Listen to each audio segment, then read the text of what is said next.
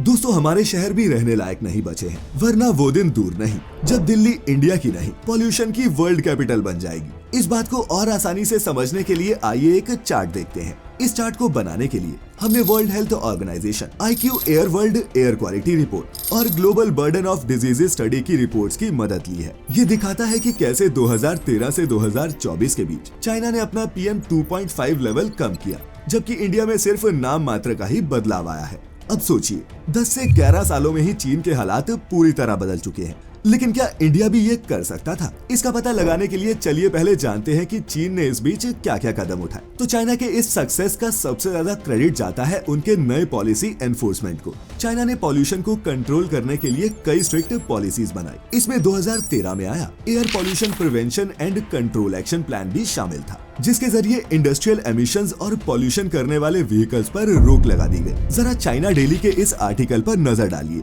जो 2022 का है। इसके हिसाब से चाइना ने बीजिंग में पॉल्यूशन कम करने के लिए अपनी आयरन और स्टील जैसी पॉल्यूशन प्रोन इंडस्ट्रीज को 2008 में ही शहर के बाहर शिफ्ट कर दिया। साथ ही में व्हीकल कंट्रोल पॉलिसी के अंडर कम से कम नंबर प्लेट्स इशू किए, जिसमें 70% का रेशो न्यू एनर्जी व्हीकल्स का रहा। इसके बाद अगले नंबर पर आता है इन्वेस्टमेंट इन ग्रीन इंफ्रास्ट्रक्चर। Earth.org की 2021 की रिपोर्ट के हिसाब से चीन की गवर्नमेंट ने अग्रेसिव एफॉरेस्ट्रेशन और रिफॉरेस्ट्रेशन प्रोग्राम चलाए, जिसके तहत 12 प्रांतों में 35 अरब से ज्यादा पेड़ लगाए गए। इसमें $100 अरब से भी ज्यादा का खर्च आया, जिसकी वजह से चीन का फॉरेस्ट्री एक्सपेंडिचर अमेरिका और यूरोप से भी ज्यादा हो गया था और ग्लोबल एवरेज का ट्रिपल पहुंच चुका था।